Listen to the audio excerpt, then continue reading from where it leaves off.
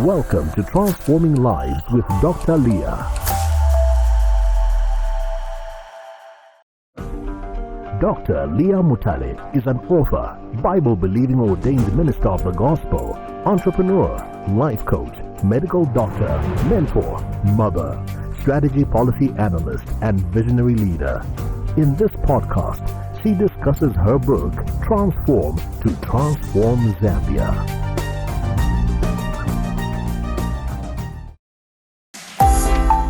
Episode 1, Introduction. In order for us to transform our nation, we need to be transformed. Transformation occurs by the renewing of the mind. It's about changing the way we think about ourselves, our circumstances, our surroundings, our community, and our country as a whole. It's important to think about the positive things we want to see about ourselves and our nation. You'll agree with me that Zambia is a great nation, and its people are some of the most hospitable in the world. Zambia has been blessed with great mineral wealth and great natural resources. My prayer is that every Zambian gets an understanding on who we are as a nation and what our assignment is. Once we get that understanding, we will appreciate our country and we will have one vision going forward. So really, in order to move forward, we need a renewal of the mind that will cause transformation. We as a nation require a change of heart. We need to bring back love in our communities. Bringing back love will bring back the presence of God. God is love. So when we love one another and do everything in love, we embrace God's presence and we are assured of a prosperous life. See Zambia through the eyes of God. We all have greatness within us, no doubt about that. We may not have the same gifts, talents, and strengths, but we surely all have something to offer. All of us were created to answer to one problem or the other here on earth. No one is born to be a failure. We were all born to succeed, and we just need to know this. Once we know that we are born to win, we'll always get up when we fall. At the end of the day, it is what we tell ourselves about ourselves that really matters. I am the most influential person in my life. If I say to myself, I can, then I can. If as human beings, whether white, black, yellow, or brown, we are all made in the same image of God, then what makes us different is the way we respond to circumstances and our perceptions of life. It is not that the problems people face are different in every nation. No, it is how they respond to these problems that make them different. It's things like taking total responsibility for our own failures and successes, our work and personal ethics, our sense of responsibility for others, our integrity, our response to laws and regulations, our capacity to love, our will to succeed, our appreciation of time, our feeling of belonging and ownership, our desire to see others progress and be successful, our positive thoughts and hopes for our nation, the capacity to see good in everyone and everything that really matter. These are things that each and every Zambian must work on individually, and then collectively we can create a force so powerful and dynamic to change the course of our nation. It all starts with you. It starts with your transformation for success. This is Transforming Lives with Dr. Liya. Any country is as wealthy as its people. And we're not only talking about physical wealth. We're not talking about cars and clothes, and we're talking about your mental wealth, your heart, your spirit. That's what makes you. So transformation is from the inside. You know? Be ye transformed by the renewing of your mind. So it's really about the inside. What do we think about this Zambia? What do we know about Zambia? Your focus was also on youths. You felt that this book was being addressed mainly towards youths. Why the focus on youths? The youths have more time. Anyone can read it. Mm-hmm. 60-year-old, 70-year-old can read it and still transform. I mean, it's never too late. That's right. But I think the young people need it more than anyone else. I somehow believe that the picture they've been given about Zambia has been wrong. And that's why you find young people who say, I would rather be in America, or I'd rather be in the States or in UK, because, they look down on Zambia. So we need to make them understand that this is a beautiful country. There's a lot more to it. But by just saying it won't change anything until they change how they think about the Zambia. I've noticed, and I've noted over a long period of time now, we have Burundis in Zambia, Rwandese flourishing in Zambia, people from Congo coming to live and do business in Zambia, Zimbabweans coming to Zambia, Malawians, and so on and so forth. Why are young Zambians leaving a country that the other youths are actually coming, running here to It's because make a living? they're not seeing what they're supposed to see. And they will not see it until they transform. That's right. What's your word to that kind of youth? They should take time to understand who Zambia is. Why did God make me Zambian? Why was I born here? You could have been born anywhere else. But God chose for you to be born here and to be Zambian. But then until they get the right message about who Zambia is, they'll continue to condemn. They'll continue to talk down. And the power of the tongue, this book, my prayer is that this book will encourage them to get interested, to become inquisitive about who Zambia is. I want this book to provoke them, to go online, check. Do they know about the Barotse Agreement? Do they know how independence was gotten in the first place? Do they know what happened in Northwestern Province? We had the Mushala stuff. Do they know about Lenshina? Do they know? Do they know? Do they even know where the source of the Zambezi is? You see? So there are all those things that these young people don't know. They hardly listen to the news. And maybe even the meaning of the name Zambia itself. Zambia, Yambish, meaning the land of God. So it's so important for them to know these things so that they take pride in being Zambian. You must be proud to be a Zambian. And even only then will you feel responsible. That's right. To make this Zambia something. Yeah. Because for as long as you don't know, you don't care. Even when you damage the streets or break there, whatever you break, you won't mind because it doesn't mean anything to you. So taking ownership, that's important. You also talk about perception, what people say to themselves, how people think of themselves.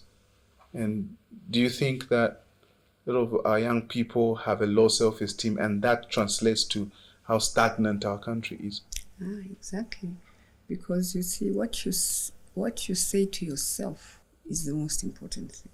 What do you say to yourself? Am I stupid? Am I pretty? Am I bad? Am I good? Am I intelligent? Am I... What do you say to yourself? That's right. To me, the most powerful thing is what you say to yourself. What other people say to you doesn't matter. They could have called you growing up. They could have said, hey, you amount to nothing. And if we held on to those words, we wouldn't be sitting here. That's right. But we chose not to. We chose to believe who we are. Yes. And that's what I talk about in the book as well. Who are you? When someone believes that they're influential, they will influence. They will influence. The power of the words that we speak about ourselves and the things that we believe about ourselves. How important is that, especially for young people between maybe in the age of 10 and 17? How important is it for them to be brought up believing positively about themselves? That's the power of affirmation. We need to teach our children to love themselves first before they can love another. That's right. Because I can't give what I don't have. That's true. So you need to love yourself first before you can love another. And when you speak about yourself, speak positively. Avoid as much as possible to speak negative. I am powerful. I am beautiful. I can do this. That's why somewhere there in the book I say, don't walk with the chickens. Fly with the eagles. Soar with the eagles. There's a story about that eagle that was born with the chickens. And then it grew up with the chickens. It didn't know it could fly. Until one day it looked up and saw these eagles that looked like it. Thought, they're flying. And then it tried to fly. It did. So there are lots who think they're chickens. When they actually They're eagles. This is Transforming Lives with Dr. Liya. We'll be right back. Info at transformwithdrliya.com. Welcome back. I want to think that that's the Zambian dilemma. Yeah. That as Zambians we are eating chicken food. we are hanging around with the chickens when, as a Zambian, even on our flag, we have an eagle there. Yes. So it's a massive symbolism. It's a symbol. That we could fly high as a nation, as a people. Because as there's individuals. greatness in everyone. There's greatness in every single person. But the job is how to bring the greatness out. So transformation does that, because transformation will begin to make you think of yourself and of circumstances around you differently. Where people see nothing, you see something. I mean, we've seen that clearly. You go out there, you see a bush, others will just see a bush. Others will visualize, Something they'll special see there. the camp and this and that. Yeah. So it's just in the mind. up there. That's why we encourage somewhere in the book I talk about vision boards. See it. Yes. Cindy Trim once said, you can't go where your mind hasn't taken you. So it has to be in the mind first. You have to get there in your mind. That's where the meat of the book is, isn't it? Yeah. And if you make reference to Romans chapter 12, verse 1. Well, renewing of the mind doesn't happen automatically. It's an effort that you need to make. One of the ingredients, of course, is information.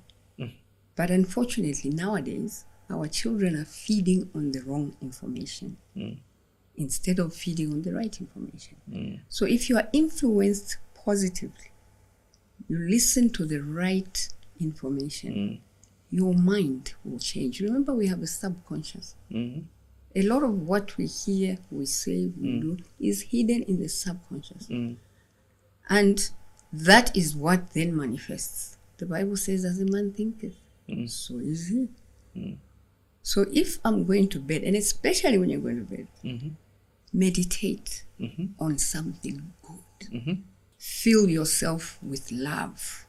Think of good things so that as you fall asleep, and that's the time when the subconscious absorbs the most, you can get a book or listen to a podcast or a radio message or anything. YouTube, there are all those nice messages before you fall. And then you fall asleep with that information in your head. Because the Bible also says faith comes by hearing. And hearing by the word of God. And word of God here means good things. Lovely things. Things that bring peace, joy. So if you listen to those things, even your body now begins to attract those things. That's right. Because those are the things you're thinking about. If you're going to leave your house in your car thinking, I'm going to have an accident, you will. Because it has to agree with what you're thinking. Yes. We do form our world, don't we? Yes, we do. The thoughts. We do, in our thoughts. But people don't take, people think they think when they don't. Thinking it's a job. That's true. That's true. And believe you me, you need to find time to think. Sit in your room, even for 10 minutes, to think. Because thinking is work. It's processing. Yes. I mean, maybe give instruction to people who are listening and watching you right now about how important it is to both meditate and think as key processes towards changing and renewing of the mind. The brain works like a bank. It stores things. But you can also delete. Okay, you can save, just like a computer. You can save and delete. So if you want to remove the bad, replace it with the good. That's right. You see, you cannot say, I will stop thinking about that thing until you replace the thought. So if you have a bad thought, replace it with a good one. That's right. Getting rid of it is almost impossible. Replacing it, Yes. on the other hand, is possible. And that's what you do. So they must try as much as possible during the time of thinking and the time of meditating to meditate on good things. So if someone is depressed, what kind of thoughts should they have? They should have good thoughts. They should put on a comedy and laugh their heads off. Change the energy. Yes, change the energy. So that they stop thinking. Replace now that with good. Okay. Or do whatever they love to do. What brings joy? Is it listening to music? Yeah. Is it dancing? Is it talking to friends? Yes. What is it that makes you happy? That will make you feel good. That What will about if someone replace is in doubt? Their doubt in their life is not going anywhere. They shouldn't. Because when you do doubt, your life won't go anywhere. Yes. So what kind of thoughts You can have they to be replace? focused. Yes. Yes. You have to be focused. This is what I want to do. This is what I want to be. This is where I'm going. You can't be going here and there. That's How? right. You can't be going to two Yes. places. The Bible also tells us that. Doubting. Why are you doubting? Decide. And it's also so important to decide. People can't make decisions. Make the decision. Even if it's wrong, make it. Then you move. For as long as you don't make the decision, you are stagnant. The guy who did the light bulb, how many times did he try? Yes. 1,000 times. The 1,001 time is when it worked. That's right. So you only know success after you failed. The failure will teach you how not to do it wrong. We'll be right back.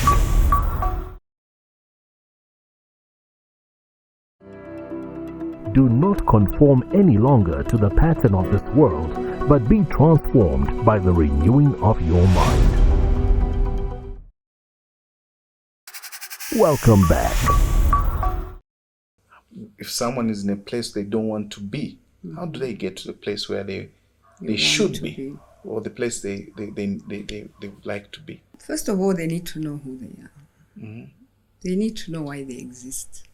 Why did God create you? The truth of the matter is all of us were created with purpose.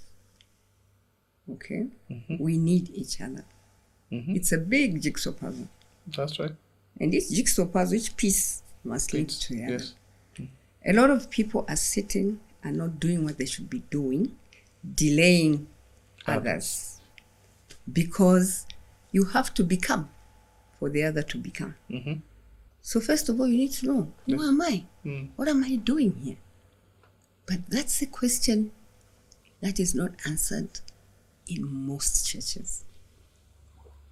They'll teach you about salvation. They'll get you saved. But thereafter, then what?